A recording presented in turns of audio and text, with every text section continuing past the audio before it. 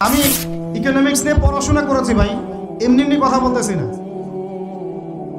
অনলাইনে যারা আপনাদেরকে এইসব তালগোল মার্কা কথাবার্তা বুঝায়, যে কাগজের টাকা নিয়ে উল্টাপাল্টা কথা বলছে, ইলেকট্রনিক মানি নিয়ে উল্টাপাল্টা কথা বলতেছে, বিটকয়েন ক্রিপ্টোকারেন্সি নিয়ে কথা বলতেছে উল্টাপাল্টা, ভাই এগুলো আমরা জেনে বুঝে কথা বলতেছি, জেনে বুঝে পড়াশোনা করে এগুলোর উপর আমরা থিসিস করেছি ইউনিভার্সিটিতে, এগুলোর উপরেই।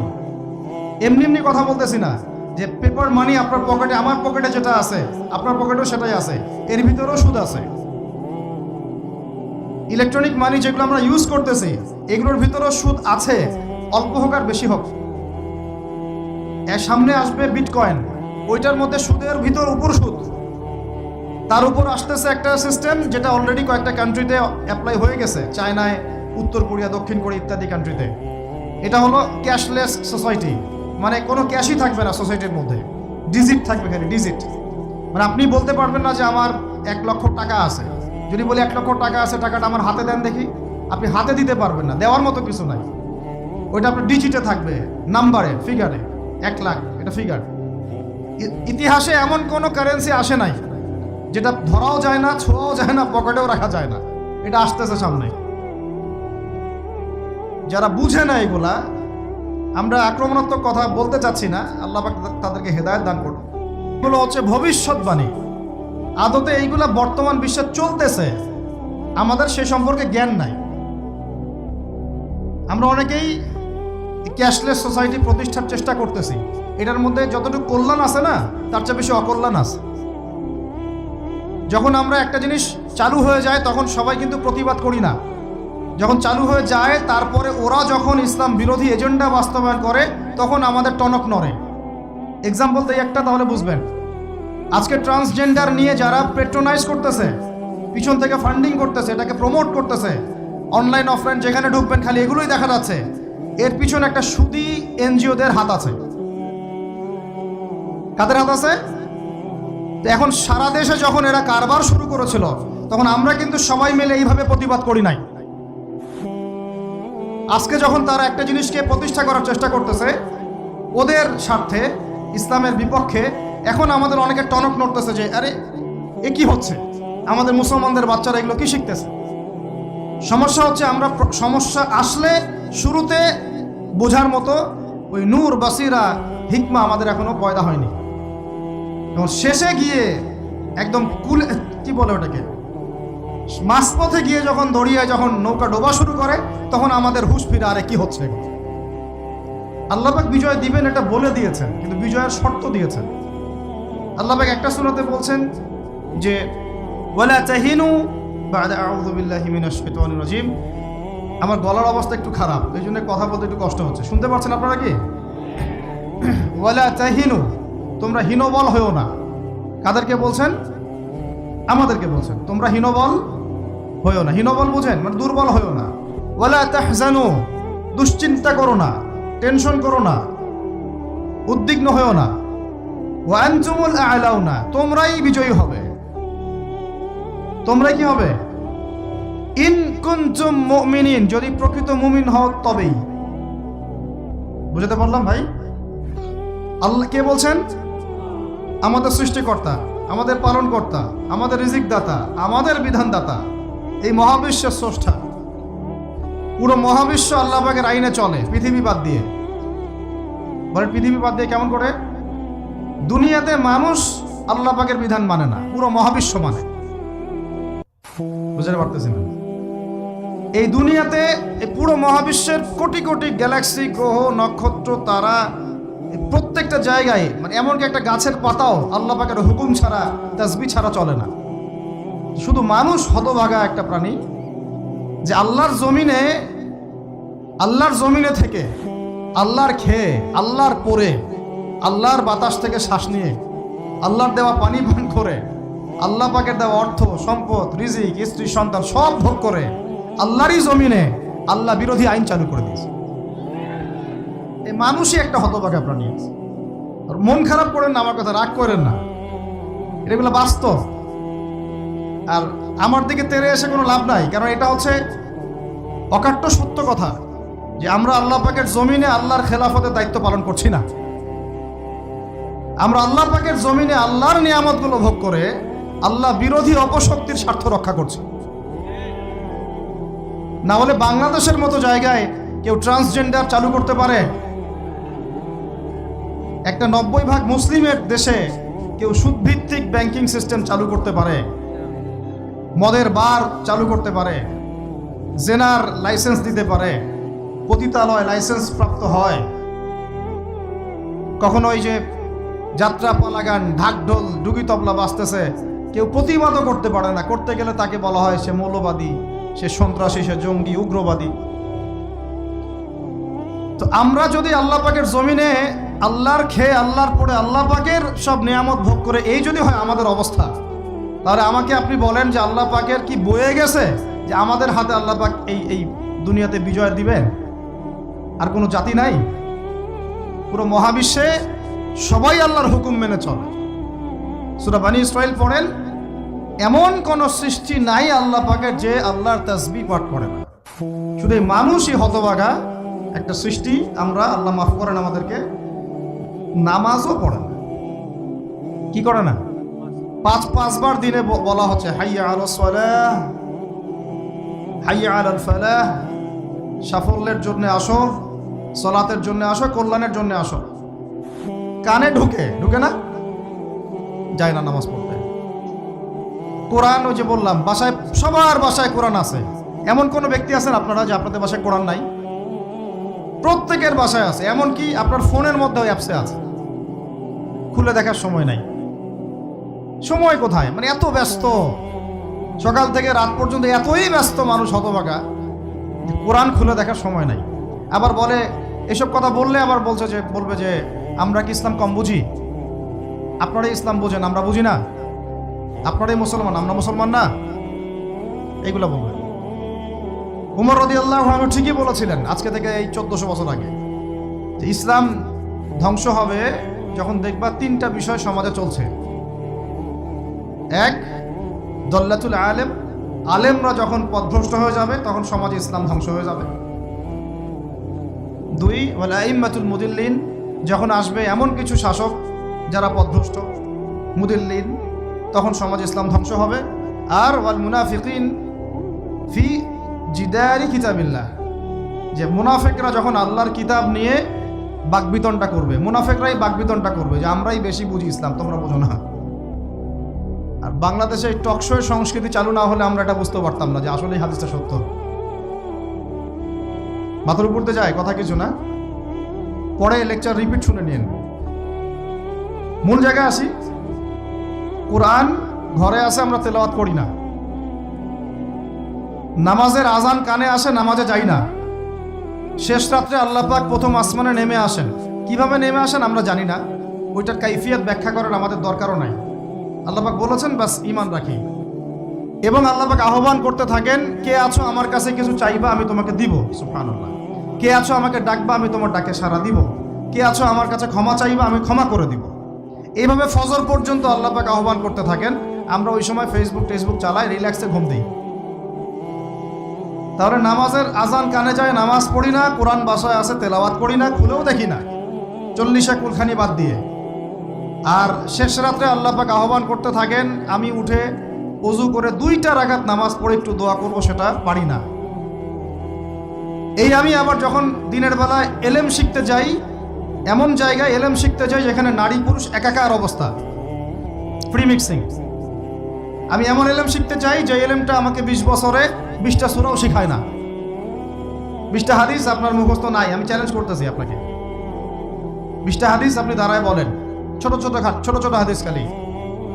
যেমন عن أمير المؤمنين عمر بن الخطاب رضي الله عنه قال رسول الله صلى الله عليه وسلم إنما الأعمال بالنيات وإنما لكل امرئ ما نوى فمن كانت هجرته إلى الله ورسوله فهجرته إلى الله ورسوله ومن كانت هجرته إلى الدنيا يصيبها أو امرأة يتزوجها فهجرته إلى ما هاجر إليه। এরকম ছোট্ট আপনি আমাকে 20টা হাদিস শুনান, যারা 20 বছর পড়াশোনা করেছেন জেনারেল লাইনে, দাঁড়ান দেখি কার সাহস আছে। এই হচ্ছে আপনাদের শিক্ষার অবস্থা। তারপরে আপনি আবার যখন চাকরি ক্ষেত্রে যান, ঘুষ ছাড়া আপনার চাকরি হচ্ছে না। এই হলো অর্থনৈতিক জীবনের অবস্থা। আবার চাকরি ব্যবসা বাণিজ্য যাই করছেন এর মধ্যে ম্যান্ডেটরি মাস্ট বি সুদ আছে। কি আছে? এই মাপে কম দেওয়া তো আছেই, অন্যের সম্পদ আত্মসাৎ তো আছেই, পণ্যে ভেজাল দেওয়া তো আছেই, তারপরে সিন্ডিকেট তো আছেই, যেটার দাম এখন এই রজবের আজকে কয় তারিখ? রজবের 14-15 হবে না? তো এই রজবের 14-15-তে যে পণ্যের দাম 200 টাকা, 1.5 মাস পরেই সে পণ্যের দাম হবে 400 টাকা। এই হলো অর্থনৈতিক জীবনের অবস্থা। আর সুদের সাথে সম্পৃক্ত না হলেও তো আমাদের ঘুম হচ্ছে না। বাংলাদেশের 64,000 গ্রাম বাংলা বলি না আমরা, 64,000 গ্রাম বাংলায় একাধিক সুদী এনজিও আছে, সবাই সুদী কারবার করতেছে। আমাদের মা বোনরা ওখানে সমিতিতে নাম লেখাচ্ছে, আমরাও নাম লেখাইছি অনেকে। কিস্তি শোধ করতে হচ্ছে, জমি বন্ধক রাখো, বাছুর বন্ধক রাখো, গরু বন্ধক রাখো। শেষমেশ ধনীরা ধনী হচ্ছে, গরিবরা গরিব হচ্ছে। কারণ আল্লাহ পাক এই কিতাবের মধ্যেই বলেছেন, সূরা বাকারার শেষের দিকে আছে যে ইয়া আইয়ুহাল্লাযীনা আমানু, হে মুমিনগণ, ইত্তাকুল্লাহ, আল্লাহকে ভয় করো, ওয়া যারু মা বাকিয়া মিনার রিবা, সুদ ছেড়ে দাও, ইন কুনতুম মুমিনিন, যদি মুমিন হয়ে থাকো, ওয়া ইন লাম তাফআলু, সুদ যদি না ছাড়ো, ফাআযানু বিহারবিন মিনাল্লাহি ওয়া রাসূলিহি, আল্লাহ এবং তার রাসূলের সাথে যুদ্ধের ঘোষণা শুনে রাখো। আয়াত বুঝলেন? আয়াতটা কি বুঝলেন? আল্লাহ পাক বলছেন যারা সুদ খায় বা সুদ না ছাড়ে এরা আল্লাহ এবং তার রাসূল মুহাম্মদ সাল্লাল্লাহু আলাইহি ওয়াসাল্লামের বিরুদ্ধে অস্ত্র নিয়ে দাঁড়ায় আছে। তো আপনার আমার কল্যাণ হবে না ভাই? দুনিয়ায় পরকালে কল্যাণ হবে না? আমরা হাউজে কাউসারের পানি তো পাবো ইনশাআল্লাহ, আমরা কবরের উত্তর তো দিতে পারবো ইনশাআল্লাহ, আমাদের জন্য নবী সাল্লাল্লাহু আলাইহি ওয়াসাল্লাম সুপারিশ তো করবেন ইনশাআল্লাহ। সুপারিশ তো নবীজি করবেন, এটা ঠিক আছে, এটা তো ঠিক আছে। কিন্তু কোরআনে যে আল্লাহ পাক বললেন সুদ যদি তোমরা না ছাড়ো তাহলে জেনে রেখো তোমরা আল্লাহ এবং তার রাসূলের বিরুদ্ধে যুদ্ধ করতেছো। এখন এটা আমরা কিভাবে আল্লাহ পাককে বুঝ দিব? দুনিয়াতে না বুঝ দিলাম, দুনিয়াতে হয়তো কারো ক্ষমতা আছে, জবানটা বন্ধ করে দিল, এই কথা বলতে পারবেন না, চুপ একদম। সম্ভব কিনা? দুনিয়াতে হয়তো সুদের মহাজন যারা একত্রিত হয়ে দেখা গেল যে একে তো সরাইতে হবে রাস্তা থেকে, এ তো মারাত্মক কথা বলতেছে, না হয় দিল, হতেও তো পারে, ইতিহাসে হয় নাই এমন। তারপরে কারো হয়তো দুনিয়াবি স্বার্থ আছে, বুঝাচ্ছে আমার বউ আছে, বাচ্চা আছে, চাকরি বাকরি কেমনে ছাড়ি ইত্যাদি। তো সব না হয় বুঝলাম, আল্লাহ পাকের সামনে আপনি এখন কি বুঝটা দিবেন? রাসূলের সামনে দাঁড়ায় কি বুঝটা দিবেন? দিতে হবে কি না জবাবটা? আজ হোক আর কাল হোক দিতে হবে কি না? পরকালে যেতে হবে তো নাকি? তো তাই যদি হয়, এটা যদি আমাদের ফাইনাল ডেস্টিনেশন হয়, চূড়ান্ত গন্তব্য হয়, তাহলে কোন ব্যক্তি বুদ্ধিমান, যে দুনিয়াতে সংশোধিত হয় সে, নাকি পরকালে যে ব্যক্তি অপেক্ষায় বসে থাকে সে? এখন এই সংশোধনের দিকে যদি আমরা দাওয়াত দিই, আমরা কি মৌলবাদী হয়ে যাব? সমাজের শত্রু হয়ে যাব? দেশ ও জাতির শত্রু হয়ে যাব? সুদী কারবার ছাড়া অর্থনৈতিক বিষয় কি চালানো সম্ভব না? হ্যাঁ, যখন এই সুদী ব্যাংকিং সিস্টেম ওয়ার্ল্ড ব্যাংকেরটা তো 1995-এর দিকে আসছে, তারও আগে ছিল ওই যে ব্রিটেনের দি ব্যাংক অফ ব্রিটেন, যেটা প্রথমে ছিল, প্রথমের দিকে আর কি। ও সারা বিশ্বকে শাসন করতো এক সময়, তার আগে করেছে জার্মানি, তারপরেও আসছে ও। এই পশ্চিমাদের দৌরত্ব ফরাসি বিপ্লবের পরে। তো ওয়ার্ল্ড ব্যাংক আসছে 1995-এর দিকে, 45-এর পরে। এর আগে মুসলমানরা বিশ্ব শাসন করে নাই, 4 খলিফা করেন নাই, উমাইয়ারা, আব্বাসীয়রা, ফাতেমেরা, মুঘলরা, তুর্কিরা, ওসমানীয়রা, তারা কি বিশ্ব শাসন করে নাই? তখন কি সুদ দিয়ে পুরো বিশ্বের অর্থনীতি পরিচালিত হয়েছে? বিকল্প কোনো ব্যবস্থা কি কোরআন এবং হাদিসে নাই? তো যদি সেটা থাকে আর আমরা যদি এটাকে পাশ কাটায় যাই, গিয়ে পশ্চিমাদের এই অর্থনীতি যদি আমরা গ্রহণ করি, সেভাবে জীবনযাপন করতে থাকি, তো আল্লাহর সামনে কি ভাই আমাদেরকে দাঁড়াতে হবে না? আল্লাহ পাক আমাদের সবাইকে যেন কথাগুলো মন দিয়ে বোঝার তৌফিক দান করে। এখন যদি পুরো সিস্টেমটা আমরা চেঞ্জ করতে না পারি, ওই ক্ষমতা আমাদের নাই মনে করেন, ব্যক্তি জীবন থেকে সুদ দূর করা যাবে না? আমাকে কি রাষ্ট্র প্রশাসন একদম সুদ না খাইলে অ্যারেস্ট করে নিয়ে যাবে? আমি যদি বলি আমি সুদ খাবো না, সুদভিত্তিক ব্যাংকিং সিস্টেমে আমি ডিলিংস করব না, অ্যাকাউন্ট থাকতে পারে আপনার, কিন্তু আপনি ডিলিংস করতেছেন না, ঠিক আছে, সুদের টাকা যদি আসেও ওটা আপনি ছেড়ে নিচ্ছেন না, এবং সুদি এনজিও কারবার এগুলোর সাথে আপনি যুক্ত হচ্ছেন না। তো আপনাকে কি অ্যারেস্ট করে নিয়ে যাওয়া হবে জেলখানায়? কেন খাচ্ছিস না বলেন, নিয়ে যাওয়া হবে? এখনো ওই রকম দুঃসাহস দেখানোর মতো লোক বাংলাদেশে আসে নাই যে আপনি সুদ না খাইলে আপনাকে জোর করে ধরে নিয়ে যাবে। আচ্ছা, এরকম কেউ কখনো করবে না তারা এই কাজটা, ইনশাআল্লাহ। আর যদি করে তাহলে তো আল্লাহর গজব নেমে আসবে। তো এখন তাহলে সুদ খাচ্ছে কে? আপনি, আমি নিজেই। কে খাচ্ছে তাহলে? আমরা নিজেরাই খাচ্ছি। হয় আমি খাচ্ছি, না হলে আপনি খাচ্ছেন, না হলে আপনার স্ত্রী খাচ্ছে, না হলে আপনার বাবা খাচ্ছে। অতএব সুদের মধ্য দিয়ে আমরা আল্লাহ এবং তার রাসূলের সাথে সরাসরি যুদ্ধ করতেছি। বদরের যুদ্ধে কি আবু জাহেলরা পরাজিত হয় নাই? উহুদের যুদ্ধে, খন্দকের যুদ্ধে, মুতা, ইয়ারমুকে, এই শতাব্দীর পর শতাব্দী আল্লাহ এবং তার রাসূলের বিরুদ্ধে যারা দাঁড়াইছে তারা কি কখনো টিকতে পারছে? আজকে পশ্চিমারা সারা বিশ্বকে এভাবে সুদখোর বানিয়ে দিয়েছে, আর প্রত্যেকটা মুসলিম কান্ট্রি এর খপ্পরে পড়ে গেছে, বের হতে পারতেছে না। বের হওয়ার জন্য শুধু একটা জিনিস দরকার, একটা জিনিস, সেটা হচ্ছে আল্লাহ এবং তার রাসূলের প্রতি পরিপূর্ণ বিশ্বাস, ঈমান। এইটা আমাদের অর্জন হয় নাই, এটাই সত্য কথা। অর্জন যদি হতো তাহলে আমরা বিকল্প চিন্তা করতে পারতাম।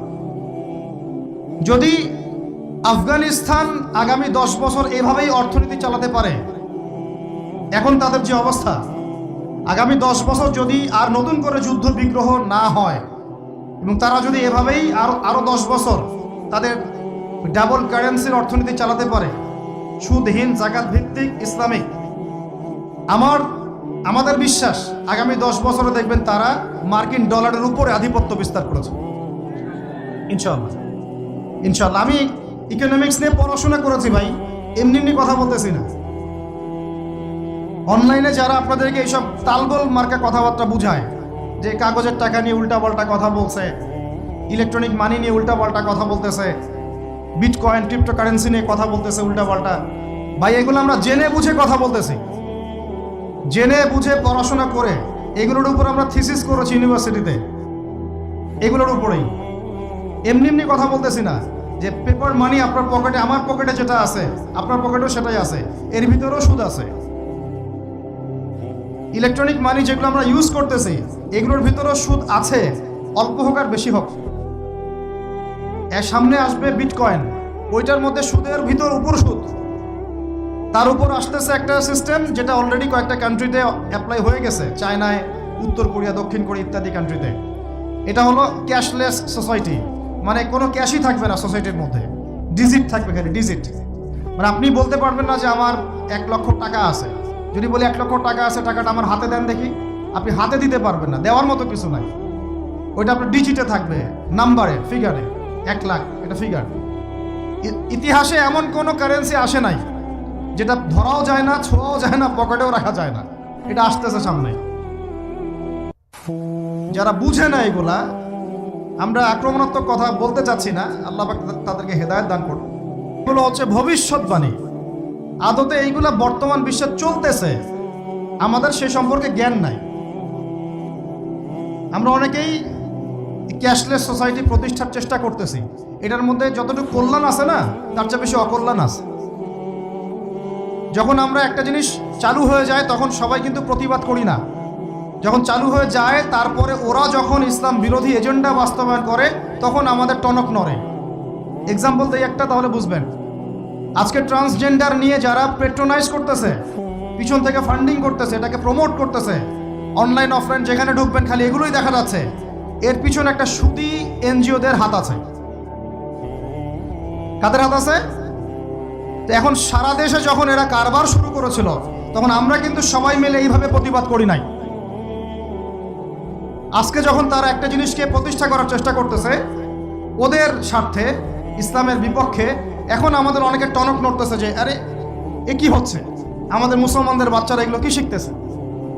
সমস্যা হচ্ছে আমরা সমস্যা আসলে শুরুতে বোঝার মতো ওই নূর, বাসিরা, হিকমা আমাদের এখনো পয়দা হয়নি, এবং শেষে গিয়ে একদম কুলে, কি বলে ওটাকে, মাঝপথে গিয়ে যখন দড়িয়ে যখন নৌকা ডোবা শুরু করে তখন আমাদের হুঁশ ফিরে, আরে কি হচ্ছে।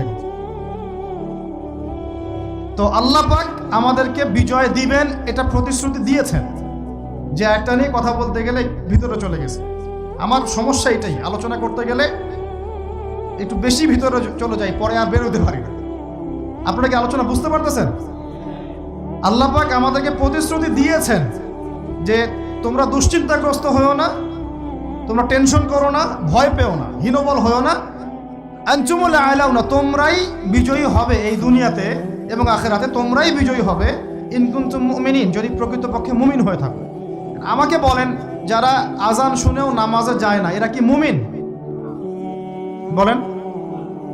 আপনি মনে করছেন আমি জুমার নামাজ তো পড়ি, ঈদের নামাজ তো পড়ি। এমনও হতভাগা মানুষ আছে পৃথিবীতে যাদের নামাজ প্রথমবার তারা নামাজ পড়ে জানাজার নামাজ। আছে না ভাই? আল্লাহ পাক আমাদের সবাইকে 5 ওয়াক্ত নামাজি হওয়ার তৌফিক দান করেন, এবং কাজা নামাজ অনেকের আছে, আল্লাহ পাক সেগুলো আদায় করার তৌফিক দান করেন।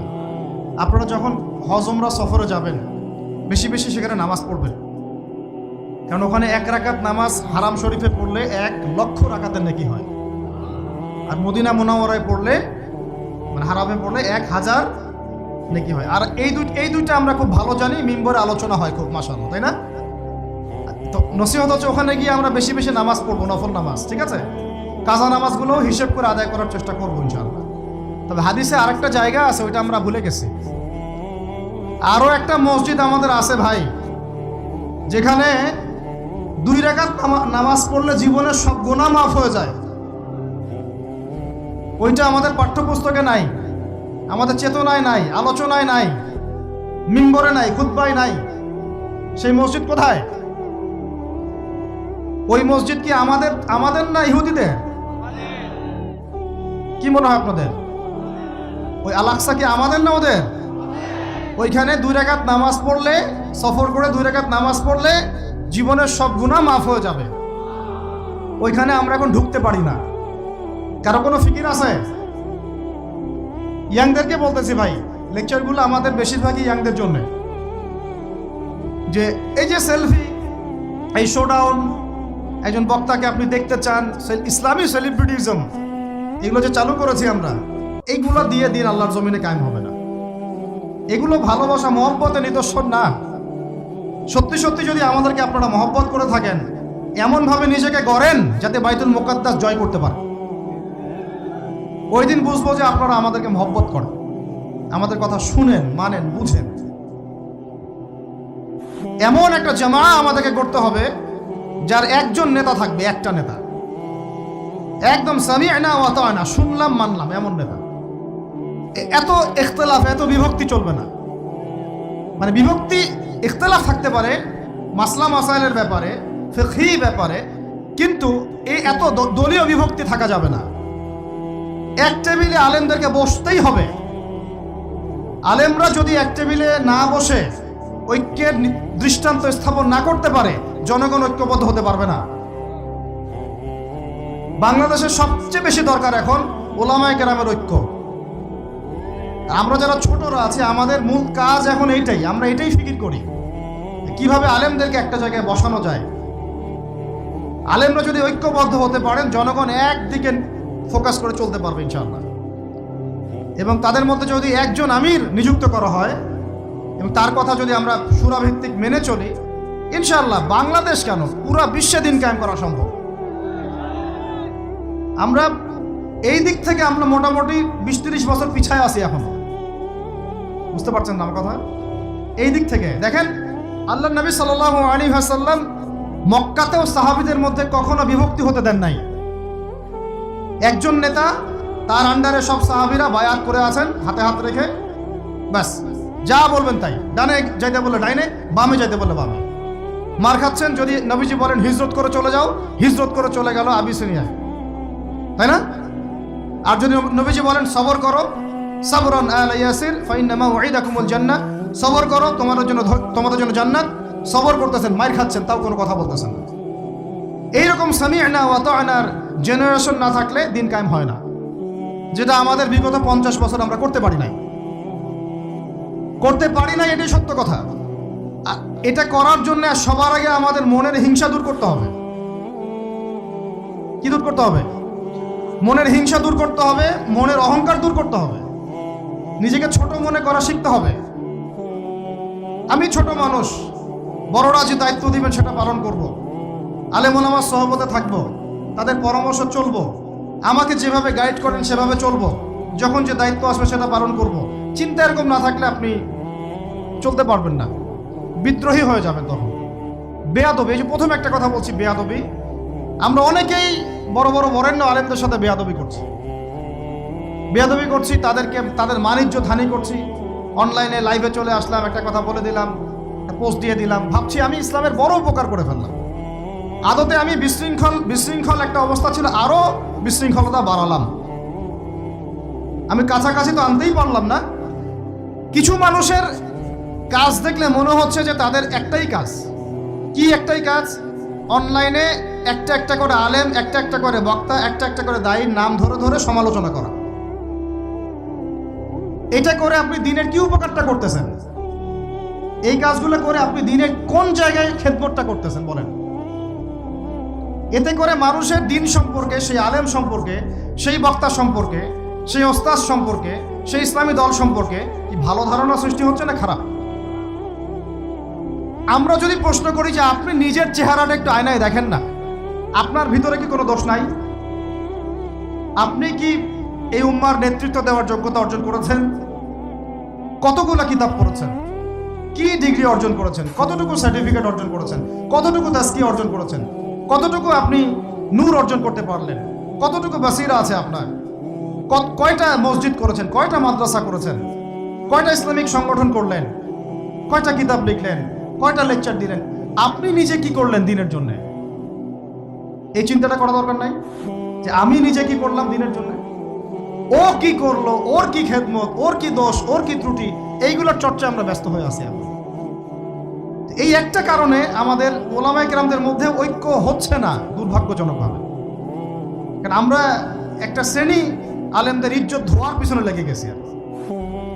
একজন আলেম না এটা ভুল করছে ভাই, আলেম মানুষ তো, কেন বেয়াদবি করতে হবে আপনাকে?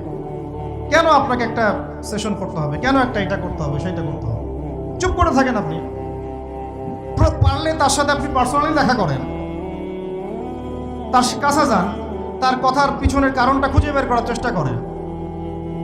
ইসলামের খেদমত এগুলো হচ্ছে না, ওইদিকে যেতে চাচ্ছি না। একটা রিকোয়েস্ট করবো আপনাদেরকে যে আমরা সবাই একটা দায়িত্ব কাঁধে নেই, যে এই উম্মতকে বিজয়ী করার জন্য আমারও কিছু দায়িত্ব আছে। আপনার দায়িত্ব নেই ভাই? আপনি আয়নার সামনে আজকে রাত্রে দাঁড়ায় অনেস্টলি সততার সাথে দাঁড়াবেন, দাঁড়ায় আপনার চেহারা আয়নায় দেখবেন, দেখে চিন্তা করবেন যে আসলে আমি আজ পর্যন্ত এই উম্মাকে কি দিয়েছি। বলেন কি বললাম ভাই? আয়নার সামনে দাঁড়ায় কি বলবেন? আমি আদনান, আমি আব্দুর রহমান, আমি আব্দুর রহিম, আমি অমুক, আমি তমুক, আমি ইসলামকে, উম্মাকে, আল্লাহকে, রাসূলকে কি দিয়েছি এই পর্যন্ত। যদি আপনার মনের মধ্যে সততা থাকে, জবাব ওই আয়নার তসবির আপনাকে দিয়ে দিবে। একটা উর্দু শের আছে, চেহারে তো আকসর ধোকা দেতি হ্যায়, সচ তো আইনা বলতি হ্যায়। মানে চেহারা তো বেশিরভাগ সময় ধোকা দেয় মানুষকে, সত্য কথা বলে আয়নার প্রতিবিম্ব। তো আল্লাহর ওয়াস্তে নিজের আত্মসমালোচনা করি, আমরা উম্মাকে কি দিলাম এটার ফিকির করি। এখন যদি উত্তর আসে যে আমি অনেক দিয়েছি উম্মাকে, আমি একদম কামেল হয়ে গেছি, তাহলে বুঝবেন আপনার মধ্যে ইবলিসের চরিত্র আসছে। ইবলিসই বলতে পারে যে আমি সবার চেয়ে শ্রেষ্ঠ। ওই যে বলে নাই, আনা খায়রুম মিনহু, আমি আদমের চেয়ে শ্রেষ্ঠ। খলাকতানি মিন নার, আমাকে আগুন দিয়ে সৃষ্টি করেছেন। খলাকতাহু মিন তিন, তাকে মাটি দিয়ে সৃষ্টি করেছেন। এই কেবার যদি চলে আসে বুঝবেন আপনি ধ্বংস হয়ে গেছেন। ফিরআউন বলেছিল আনা রব্বুকুমুল আ'লা, আমি তোমাদের মহান রব। আর একজন আল্লাহর বান্দা খালি বলবে আল্লাহুম্মা ইজআলনি ফি আইনি সগীরা ওয়াজআলনি ফি আ'য়ুনিন নাসি কাবীরা। আল্লাহ তুমি আমাকে নিজের চোখে ছোট বানায় দাও আর অন্য মানুষের চোখে আমাকে বড় বানায় দাও, আমিন। তো আত্মসমালোচনা করতে হবে কিনা ভাই?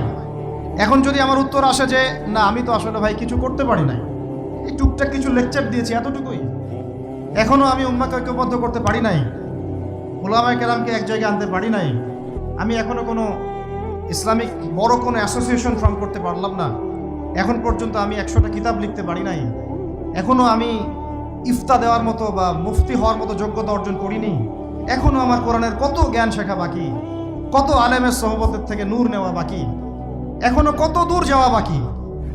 এই চিন্তাগুলো যদি মনের মধ্যে আসে তখন দেখবেন রাতে আপনার ঘুম হারাম হয়ে গেছে। তখন আপনার প্রচেষ্টা চলবে ইনশাল্লাহ কিভাবে এগুলো আপনি অর্জন করতে পারবেন। ওই গুটি কয়েক মানুষকে দিয়ে দিন কায়েম হবে ইনশাল্লাহ। আমার কথায় রাগ করলেন নাকি? একটু মন খারাপ করলে আল্লাহ পাক ওই ওসিলায় যদি আপনাকে আবার দিনের দিকে নিয়ে আসেন, আমার লেকচার ওয়াজ করা সার্থক। একটু আঘাত পাইলে আমি খুশি হব। সরকার, প্রশাসন, আম জনগণ, আমাদের মা বোন, আপনারা, আমাদের পরের প্রজন্ম, কেউই আমাদের শত্রু না। আমাদের শত্রু বরং আমার বা আমাদের চেয়ে ভালো কোনো বন্ধুই নেই আপনাদের। আমার বা আমাদের চেয়ে ভালো কোনো বন্ধু নাই আপনাদের। যারা আছে এদের ব্যাপারে একটা স্টেটমেন্ট বলে দিই আমি, যে তুঝ জैसा दोस्त हो तो दुश्मन की कोई जरूरत नहीं। ওইরকম বন্ধু যদি থাকে তাহলে দুশ্মনের কোনো দরকার হবে না। এই বিশ্বে যারা পশ্চিমাদেরকে বন্ধু বানাইছে ওদের কোনো দুশ্মনের দরকার নাই। একদম খোলামেলা বলে, ইসরায়েলের সাথে যারা আতাত করেছে ওদের দুশ্মনের দরকার নাই। পশ্চিমা আমেরিকাদের সাথে যারা বন্ধুত্ব করে চলছে এদের দুশ্মনের কোনো দরকার নাই। দেখে নিয়েন, এদের চরিত্র হচ্ছে এরা একটা মুখ নিয়ে আপনার সামনে আসবে, ওদের একটা স্বার্থ পিছনে থাকবে, ওই স্বার্থ উদ্ধার করার জন্য বন্ধুর বেশে আপনার সামনে আসবে। এরপর স্বার্থ উদ্ধার করা শেষ, আপনার গর্দান নামাই দিবে। তারপরে বিশ্বাস করতেছেন না? আমরা ওদেরকে চিনি, কারণ আমরা আল্লাহর কিতাব পড়ি রে ভাই। আল্লাহ পাক এই কিতাবের সূরা মাঈদার 51 নম্বর আয়াতে বলেছেন, ইয়া আইয়ুহাল্লাযীনা আমানু, হে মুমিনগণ, লা তাত্তাখিযুল ইয়াহুদা ওয়ান নাসারা আউলিয়া, তোমরা এই ইহুদিদেরকে আর নাসারা খ্রিস্টানদেরকে বন্ধুরূপে গ্রহণ করো না। কে বলেছেন ভাই? আমার কিছু বলার আছে এখানে? কোন ইহুদি কোন খ্রিস্টানকে? আল্লাহ পাক কি সবার কথা বলছেন? উত্তর না। ওদের মধ্যেও কিছু কিছু ভালো মানুষ আছে, সত্য এটা। কিছু কিছু ভালো মানুষ আছে। কারা তাহলে? কাদেরকে নিষেধ করলেন আল্লাহ পাক? আল্লাহ পাক বলছেন বা'দুহুম আউলিয়াউ বা'দ, ওদের মধ্যে কিছু আছে যারা একে অপরের বন্ধু। একে অপরের, বলেন তো ইসরায়েল আর আমেরিকা কি একে অপরের বন্ধু না? বন্ধু না। এদেরকে বন্ধুরূপে গ্রহণ করতে আল্লাহ নিষেধ করেছেন। এই আয়াতটা এখন ওই মধ্যপ্রাচ্যের এই হাবিবিদেরকে কে বুঝাবে? কে বুঝাবে? এই জর্ডানের রাজাকে কে বুঝাবে? আমাদের সৌদের কিংকে কে বুঝাবে? লেবাননকে কে বুঝাবে? এই যে গলফ কান্ট্রিদেরকে কে বুঝাবে? যে আল্লাহ পাক বলেছেন ইহুদি এবং খ্রিস্টানদের মধ্যে যারা একে অপরের বন্ধু, এদেরকে আমরা বলি জায়নিস্ট। কি বলি? জায়নিস্ট, মানে জায়নবাদী। এরা জায়নিস্ট মুভমেন্ট চালু করেছে সারা ওয়ার্ল্ডে। এদের উদ্দেশ্য হচ্ছে হোলি ল্যান্ডটা দখল করা, মানে ওই নীল নদ থেকে ইউফ্রেটিস পর্যন্ত দখল করে ওইখানে দাজ্জালের শাসন কায়েম করা। এটা ওদের লক্ষ্য। এই একটা লক্ষ্যে ওরা আগাচ্ছে।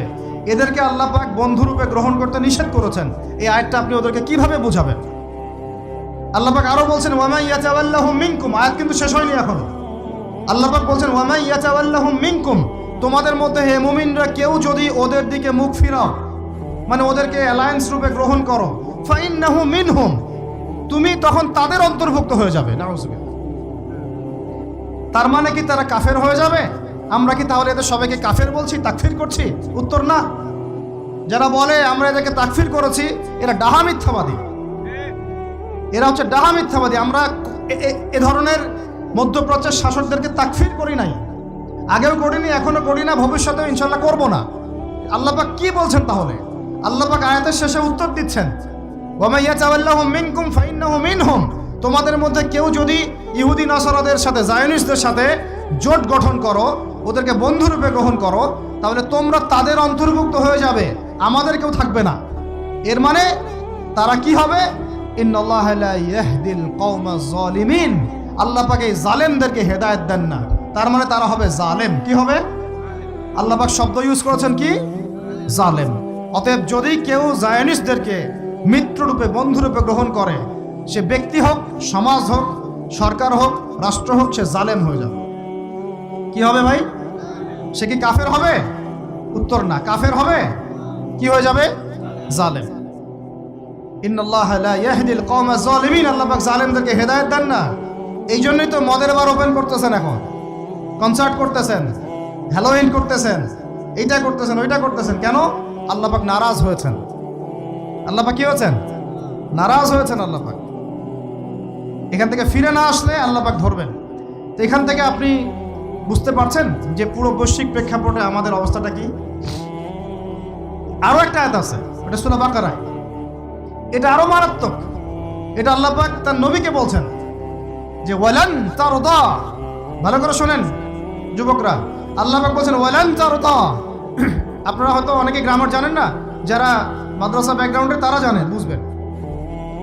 এখানে এমন একটা কথা বলা হচ্ছে যে কখনোই তারা সন্তুষ্ট হবে না। ওয়ালান তারদা আনকাল ইয়াহুদা নাকি ইয়াহুদ ওয়ালান তারদা আনকাল ওয়ালান তারদা আনকাল ইয়াহুদ ওয়ালান নাসারা হাত্তা তাত্তাবিআ মিল্লাতাহুম। কি কঠিন কথা, কি স্পষ্ট কথা। আমরা কি আল্লাহ পাককে তাফসীর শিখাইতে যাব? আমরা কি আল্লাহ পাককে তাউইল শিখাইতে যাব? আমরা কি আল্লাহকে ব্যাখ্যা শিখাইতে যাব? আল্লাহর কালামের স্পষ্ট কথার কোনো ব্যাখ্যার দরকার নাই। এটা তো আয়াতুল মুহকামাত, এটা তো মুতাশাবিহাত আয়াত নয়। আল্লাহ পাক বলছেন ওয়ালান তারদা, কোশ্চিন কালেও সন্তুষ্ট হবে না, আনকা হে নবী তোমার উপরে। কারা সন্তুষ্ট হবে না? আল ইয়াহুদ ওয়ালান নাসারা, ইহুদি এবং নাসারা। এরা কোশ্চিন কালেও তোমার উপরে হে নবী সন্তুষ্ট হবে না। হাত্তা তাত্তাবিআ মিল্লাতাহুম, যতক্ষণ না তুমি ওদের মিল্লাত, ওদের ধর্ম গ্রহণ করছো। আর কিছু বলতে হবে ভাই? হ্যাঁ, আপনি যদি এখন ওদের শিক্ষা, ওদের সংস্কৃতি, ওদের রাজনীতি, ওদের বিশ্ব রাজনীতি, ওদের কূটনীতি, ওদের মানে যা যা আছে, ওদের যা কিছু আছে দর্শন, এগুলোর সামনে আত্মসমর্পণ করেন, বলেন হ্যাঁ এগুলো খুব ভালো, আমরা এগুলো মেনে নিচ্ছি, তোমরা আমার দোস্ত বন্ধু, ওরা আপনার কোনো ক্ষতি করবে না, কোনো ক্ষতি করবে না। কিন্তু যদি আপনি এগুলোর বিরুদ্ধে দাঁড়ান, না তোমাদের এইসব গডলেস উল্টাপাল্টা আল্লাহ বিরোধী শিক্ষা এগুলো চলবে না, তোমাদের সুদভিত্তিক অর্থনীতি চলবে না, তোমাদের এই আল্লাহ বিরোধী এই যে জিও পলিটিক্স চলবে না, তোমাদের এই মুসলিমদের উপর অত্যাচার নিধন এগুলো চলবে না, তোমাদের এই সব জুলুম নির্যাতন চলবে না, এইগুলো কথা যদি আপনি বলে ওদের বিরুদ্ধে দাঁড়ান, কথা দিয়ে দাঁড়ান, কলম দিয়ে দাঁড়ান, অ্যাসোসিয়েশন দিয়ে দাঁড়ান, বা একটা জাতিগতভাবে প্রতিবাদ করেন, বা আপনি ওদের জুলুমের বিরুদ্ধে দাঁড়িয়ে যান, বলেন যে না আমরা ফিলিস্তিনিদের পাশে আছি, প্রয়োজনে আমরা ওদের পক্ষে যুদ্ধ করব, এই ধরনের কোনো কথা যদি আপনার মুখ দিয়ে বেরিয়ে যায়, মুখ ফসকেও যদি বেরিয়ে যায়, দেখবেন ওরা পুরো শক্তি নিয়ে আপনার বিরুদ্ধে ঝাঁপায় পড়ছে।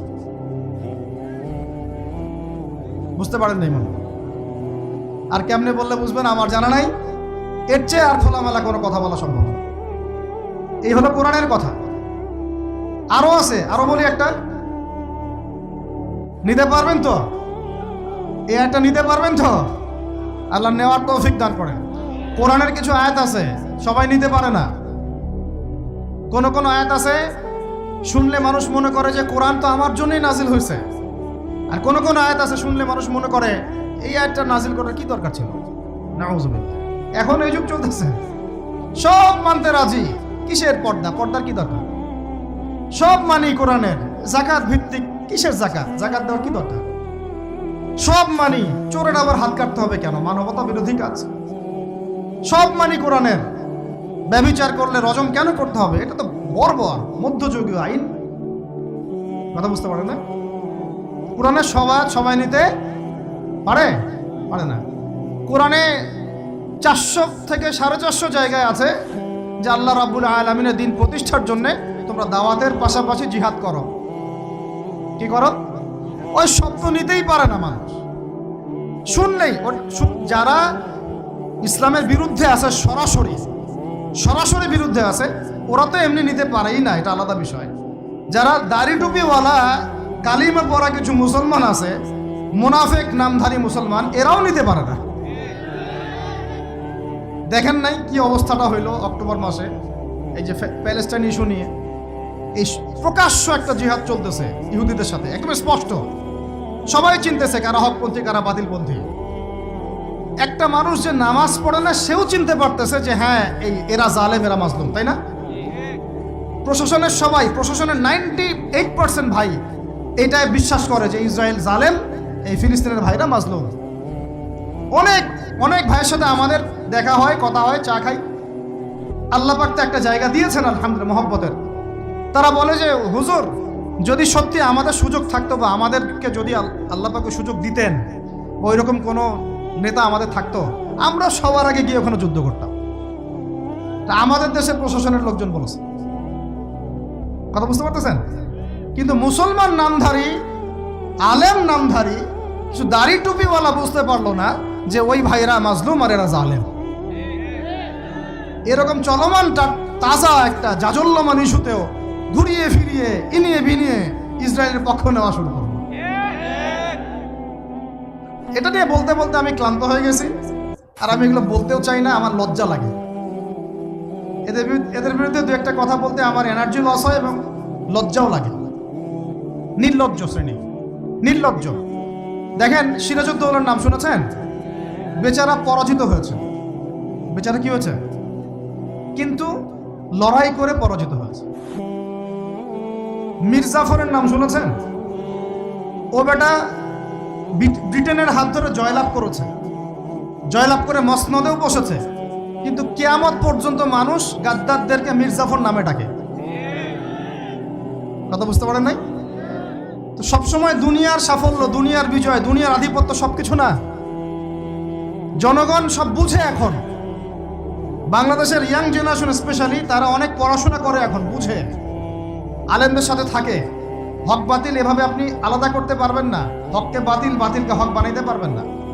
ইনশাল্লাহ হক হকের জায়গায় স্পষ্ট থাকবে, বাতিল বাতিলের জায়গায় স্পষ্ট থাকবে। এই সময়গুলোতে মানুষ বলেছে যে যে ভাইরা শিশু হত্যার প্রতিবাদ করতেছে, বোনদের ইজ্জত নিধনের প্রতিবাদ করতেছে, বোম্বিংয়ের প্রতিবাদ করতেছে, এদের আকীদা ঠিক নাই, এদের মানহাজ ঠিক নাই, এরা সঠিক মুসলমান না। এরকম অবস্থায় মানুষ বলেছে আইয়ুবী রাহিমাহুল্লাহ যখন আক্রমণ করে বাইতুল মুকাদ্দাস জয় করেছিলেন, উনারও আকীদা মানহাজ ঠিক ছিল না। এরকম অবস্থায়ও মানুষ বলেছে বাংলাদেশের মাটিতে বসে দাড়ি টুপিওয়ালা পাগড়ি জুব্বা নিয়ে বলেছে যে হামাস এটা বিচ্ছিন্ন জনগোষ্ঠী এবং ওই নাকি অপরাধী, সক্ষমতা নাই, কেন সে যুদ্ধ করতে গেল। বলেছে যে হামাসকে সৃষ্টি করেছে নাকি ইসরায়েল। তো এই হলো অবস্থা। না এদের আকীদার কোনো সঠিক জ্ঞান আছে, না সত্যিকারের মানহাজের সঠিক জ্ঞান আছে, আর না ইতিহাসের কোনো সঠিক জ্ঞান আছে। হামাস সৃষ্টি হয়েছে 1994 সালের দিকে। কত সাল বলেন? 1989 থেকে 92 সালের মধ্যে একটা চুক্তি হয়েছিল। আমি তো বলি আমার সামনে বসান, আর বসতে চাইলে অনলাইনে বাহাসের কথা বলে, তো অনলাইনে না, যদি পান আপনারা ধরে নিয়ে আমাদের মাদ্রাসায় নিয়ে আসবেন। ধরে কি করবেন? আমাদের মাদ্রাসার সামনে বসাই দিবেন। অনলাইনে কোনো বাহাস হয় না, অফলাইনে হবে, সামনাসামনি। কিতাব যত কিতাব আছে নিয়ে আসুক, সমস্যা নাই, কিন্তু অনলাইনে না। হবে কোথায়? অফলাইনের সামনাসামনি টেবিল থাকবে, দুই দিকে দুজন বসবে। প্রয়োজনে প্রশাসন থাকবে, প্রয়োজনে আমাদের আরো বড় বড় ওলামায়ে কেরামরা থাকবেন, তারা এখানে এটাকে জাজ করবেন। এই যে কথাটা বললো, হামাসকে সৃষ্টি করেছে কি ইসরায়েল। আমি শুধু অর্থনীতি নিয়ে পড়ি নাই, আমরা 6টা সাবজেক্ট নিয়ে পড়ছিলাম ইউনিভার্সিটিতে। আমাদের ফ্যাকাল্টির মধ্যে 6টা সাবজেক্ট মেইন ছিল, মেজর।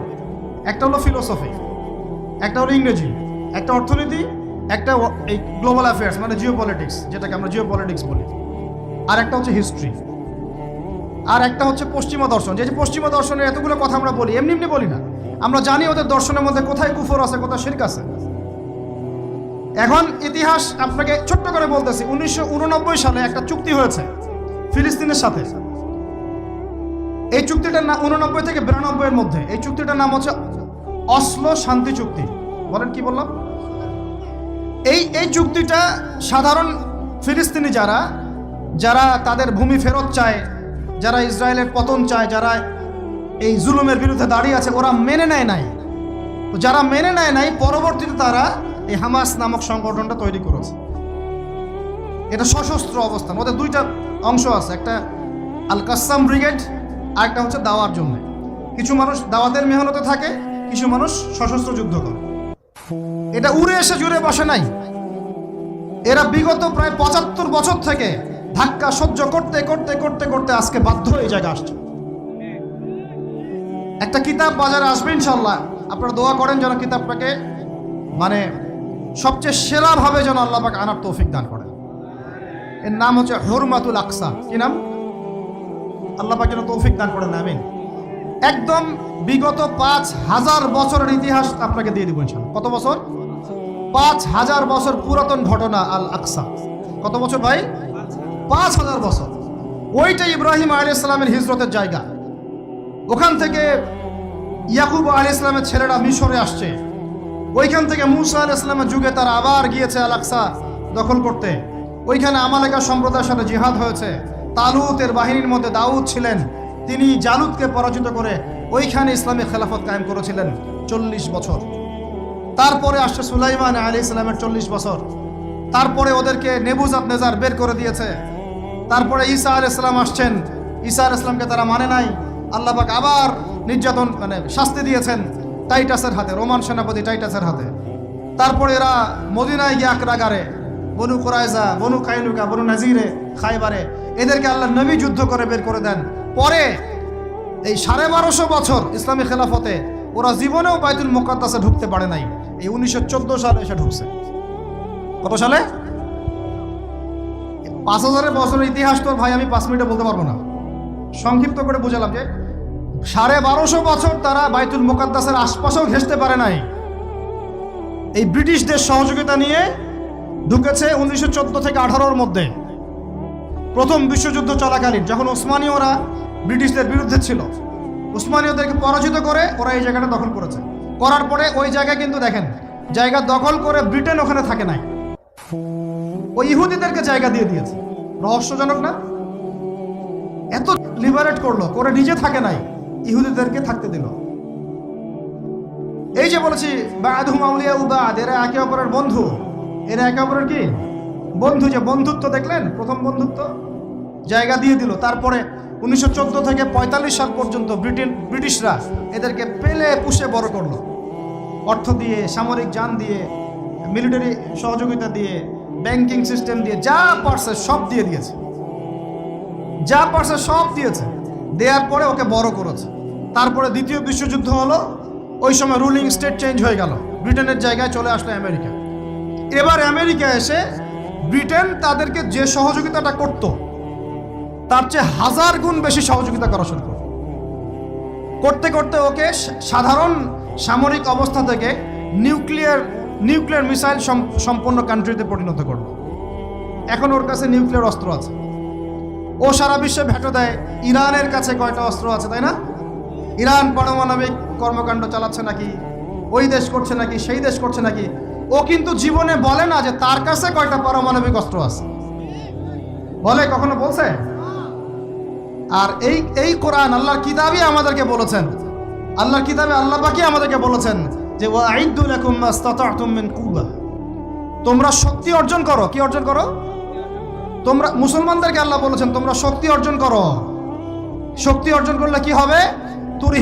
তুরহিবুনা বিহি আদুওয়াল্লাহি ওয়া আদুওয়াকুম, তোমরা আল্লাহর দুশমন এবং তোমাদের দুশমনদেরকে ভয় দেখাতে পারবা। এই যুগে পারমাণবিক অস্ত্র ছাড়া কোনো রাষ্ট্রকে কেউ ভয় করে না।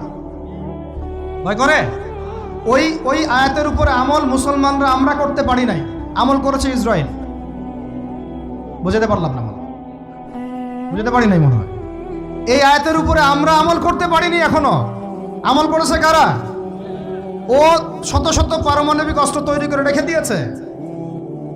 বাংকার তৈরি করা আছে, বাংকার, যে অচিরেই যদি সারা বিশ্ব জুড়ে একটা তৃতীয় বিশ্বযুদ্ধ লেগে যায় এবং পারমাণবিক অস্ত্র প্রয়োগ করা শুরু হয়, ও যেন বাংকারের নিচে, মাটির নিচে ১০০ ফিট, ২০০ ফিট, ৩০০ ফিট, ৫০০ ফিট নিচে গিয়ে লুকাতে পারে।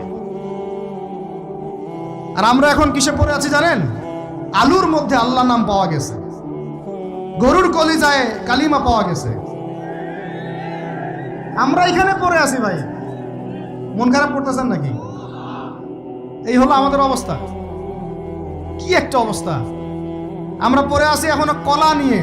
কলা মানে রাস্তাঘাটে আমরা বের হব হনুমানের মূর্তি নিয়ে, বানরের মূর্তি নিয়ে, দেখেন নাই, সাপ নিয়ে, ব্যাঙ নিয়ে, পেঁচা নিয়ে। এগুলো হচ্ছে আমাদের সায়েন্স অ্যান্ড টেকনোলজি, প্রযুক্তির অগ্রগতি, তাই না ভাই?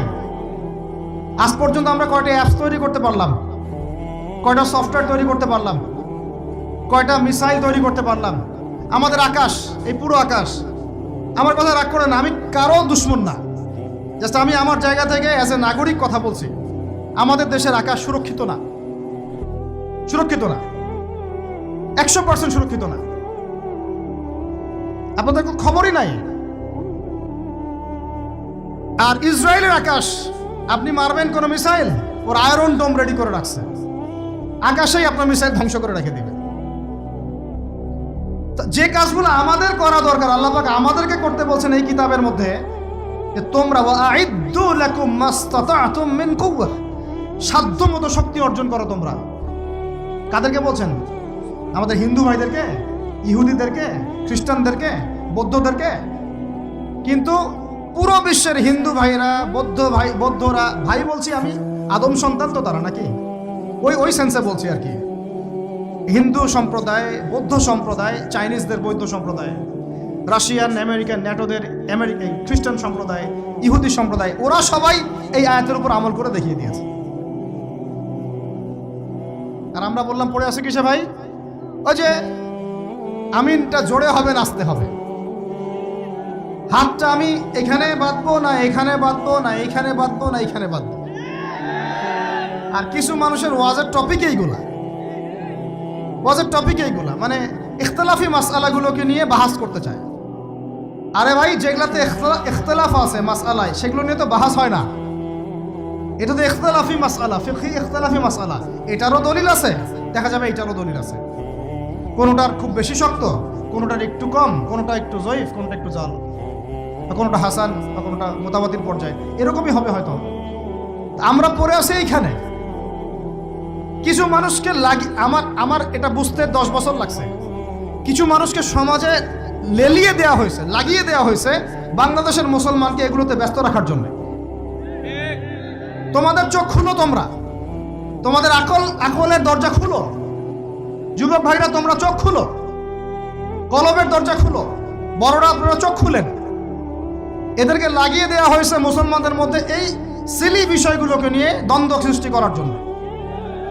এগুলো নিয়ে মসজিদ ভাগ করে ফেলতেছে, মাদ্রাসা ভাগ করে ফেলতেছে। ফরজ ঐক্য নষ্ট করে হলেও মুস্তাহাব প্রতিষ্ঠা করতে হবে। ফরজ ঐক্য নষ্ট করে হলেও মুস্তাহাব প্রতিষ্ঠা করতে যাচ্ছে। কি একটা অবস্থা, বলেন ইন্না লিল্লাহি ওয়া ইন্না ইলাইহি রাজিউন। যখন মানুষের ঐক্যবদ্ধ হওয়া উচিত, আমাদেরকে ওদের সাথে লড়াই না করি, সমকক্ষ হওয়া দরকার।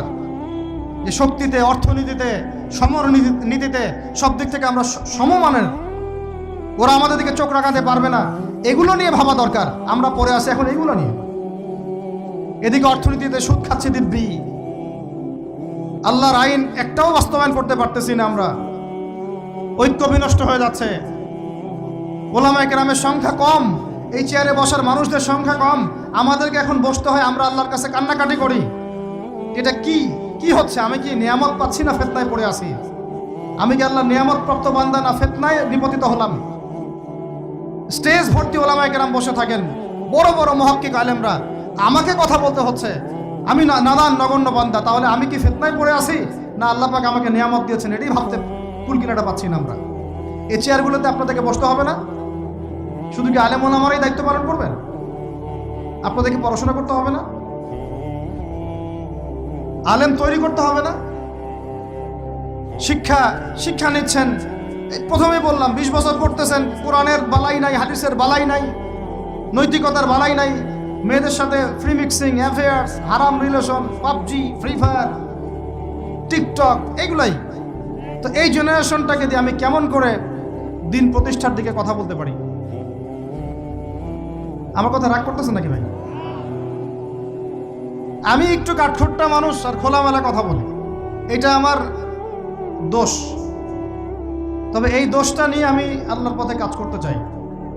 কারণ সব সময় নরম নরম সুরের কথায় ওয়াজে কাজ হয় না। নরম নরম কথা বলার সময় শেষ হয়ে গেছে। এখন হক আর বাতিল স্পষ্ট করতে হবে, তবে হিকমার সাথে। প্রজ্ঞার সাথে। যে আয়াতে আমাদেরকে আল্লাহ পাক আমল করতে বলেছেন, সেই আয়াতে আমল করতেছে এখন সারা বিশ্বের ইহুদি শক্তি, খ্রিস্টান শক্তি, অন্যান্য শক্তিরা। স্পেশালি যুবক ভাই যারা আছো, তোমাদের তারুণ্য আছে, রক্তের উদ্যম আছে, তোমরা চাইলে অনেক কিছুই করতে পারো। অনেক বার্ধক্যে উপনীত হওয়া মানুষ নামাজ পড়তে চায় কিন্তু পড়তে পারে না। তরুণদের কাছে আল্লাহ পাক সুযোগ দিয়েছেন। আর ইসলামের বিরোধী শক্তি যারা আছে তারা খুব ভালো করেই জানে কিন্তু যে ইসলামের বিজয়ে সবচেয়ে বড় ভূমিকা রাখতে পারে তরুণ সমাজ, যুবক সমাজ, যুব সমাজ, তরুণ প্রজন্ম। এ কারণেই তো দেখবেন তরুণ প্রজন্মকে তাদের উদ্দেশ্য থেকে সরিয়ে দেওয়ার জন্যে তারা আপনার সামনে অনেকগুলো টোপ দিয়ে দিয়েছে। দেখাবো টোপ কয়েকটা। 1 নম্বর টোপ দিয়েছে মেয়ে নারী জাতি। মেয়েদেরকে বেপর্দা করে তোমার সামনে উপস্থাপন করে দিয়েছে, ফ্রি মিক্সিং। এখন তুমি আর ঈমান ধরে রাখতে পারছো না। এটা পরিকল্পিত ছিল, কারণ আল্লাহ পাক বলছেন যুজ্জিনা লিন-নাস হুব্বুশ শাহাওয়াতি মিনান নিসা। মানুষের জন্য সবচেয়ে যে আকর্ষণীয় বিষয়গুলো তার মধ্যে 1 নম্বর হচ্ছে মহিলা, মানে মেয়ে, নারী জাতি। এটা আমাদের কাছে সবচেয়ে আকর্ষণীয়। আল্লাহ পাকের সবচেয়ে সুন্দর সৃষ্টিকে মানুষ না, মানুষের মধ্যে আল্লাহ পাকের সবচেয়ে শ্রেষ্ঠ সৃষ্টিকে নারী জাতি। আল্লাহ পাক তাদেরকে সুন্দর করে সৃষ্টি করেছেন, তাই নয় কি? এ কারণে পুরুষদের সবচেয়ে আকর্ষণের জায়গা কোনটা? নারী জাতি। এ কারণে মেয়েদেরকে বেপর্দা করে তোমার সামনে ছেড়ে দেওয়া হয়েছে। জেনা বেড়েছে, ব্যভিচার বেড়েছে, ফ্রি মিক্সিং বেড়েছে, ধর্ষণ বেড়েছে, এই যে হারাম প্রেমের সম্পর্কগুলো বেড়েছে। যুবকেরা তাদের জীবনের উদ্দেশ্য ভুলে গেছে। আমার কথা কি বুঝতে পারছেন? আচ্ছা, এটা 1 নাম্বার। 2, মাদক। যুবকদের সামনে মাদকের সহজলভ্যতা। চাইলেই হাত বাড়ালেই মাদক, হাত বাড়ালেই ইয়াবা, হাত বাড়ালেই ফেন্সিডিল, হাত বাড়ালেই হেরোইন, তাই না? কথা ঠিকটা বেঠিক? যদি কেউ চায় যে আমি আজকে রাত্রে মাদক খাবো, সে পারবে, হাত বাড়ালেই পারবে। এখনকার সমাজ এমন, যদি কেউ চায় যে আজকের রাত্রে আমি পতিতালয় গিয়ে রাত কাটাবো, সে পারবে। 500 টাকা 1000 টাকার বিনিময়ে মানুষ এখন জেনা করতে পারে না? 5 টাকা 10 টাকা 50 100 টাকা দিয়ে মানুষ এখন ইয়াবা কিনে খেতে পারে। আর যারা সীমান্তবর্তী অঞ্চলে আছেন তারা আরো ভালো জানেন আমার কথা কতটুকু সত্য কতটুকু মিথ্যা। যুবকদের সামনে মাদক এমনি দেওয়া হয় নাই। উদ্দেশ্য কি? তোমার দ্বারা ইসলামের বিজয় সম্ভব ছিল। মাদক সেবন করায় তোমাকে সরাই দিয়েছে ওই রাস্তা থেকে। কথা বুঝতে পারছো? খুব সতর্ক। 3 নাম্বার, জুয়া। তোমার সামনে জুয়া দিয়ে দিয়েছে। জুয়া, ফুটবল বিশ্বকাপ হইলে জুয়া, IPL হইলে জুয়া, BPL হইলে জুয়া, ফুটবল ফিফা হইলে জুয়া। জুয়া খেলে না মানুষ। আর যে যুব সমাজ তাদের জীবনের উদ্দেশ্য জানে না, তাদের পক্ষেই সম্ভব এইসব মেসি, আর্জেন্টিনা, ব্রাজিল এইসব নিয়ে ব্যস্ত থাকা। যারা নিজেদের জীবনের উদ্দেশ্য জানে তাদের জন্য কোশ্চিনকালেও এখানে সময় নষ্ট করা সম্ভব না। দুনিয়ার জীবনটা কি খেলতামাশা? দুনিয়ার জীবনটা কি খেলতামাশার জন্য? আল্লাহ পাক যে হায়াতটা দিয়েছেন, ধরেন 50, 60 বা 100 বছর, এই হায়াতটা কে দিয়েছেন? এই সময়টার মালিক কে? তাহলে আল্লাহ যদি সময়ের মালিক হয়, আমি কেন সময় 1 ঘন্টা অপচয় করবো ওখানে বসে বসে? এই সময়টাকে আমার নাকি? সময়টা আমার বাপের নাকি? সময়টা কার? আল্লাহর দেওয়ার সময় আমি টিভি সেটের সামনে বসে বসে 1.5 ঘন্টা নষ্ট করে ফেললাম। খেললো 2টা দল আর তালি বাজাচ্ছে আমি, মাশাআল্লাহ। কালকে দেখলাম কক্সবাজার থেকে আসার সময় রাস্তা ব্লক, পুরা একটা দল জিতেছে, পুরো রাস্তা ব্লক, হাঁটা যাচ্ছে না, মিছিল, পাগলের মতো মানুষ মোটরসাইকেল নিয়ে ছুটছে, গাড়ি নিয়ে ছুটছে, সিগারেট খাচ্ছে, আরো যে কি খাচ্ছে, মেয়ে নিয়ে ঘুরছে আর একটা পতাকা নিয়ে ঘুরছে। যে দেশের পতাকা নিয়ে ঘুরছে ওই দেশ জানেও না মনে হয় যে এই দেশে এই আমার সাপোর্টার আছে। হ্যাঁ, আর খেয়াল করে দেখবেন এই আয়োজনগুলো এখন করানো হচ্ছে মুসলিম দেশগুলোকে দিয়ে। মানে মুসলমানদের অবস্থা দেখলে এখন মনে হচ্ছে সুবহানাল্লাহ, যে হারাম একটা কাজকে জায়েজ করার যে কত তরিকা বের হয়েছে এখন। একটা মুসলিম কান্ট্রি জিতেছে, মানে ভাবখানা এমন যে এই জেতার ফলে আমরা ইসলামী খেলাফত কায়েম করে ফেলেছি। বিষয়টা কি জানেন? আমাদেরকে এই খেলাধুলার অহেতুক কাজে ব্যস্ত করে দিয়ে ওরা ওদের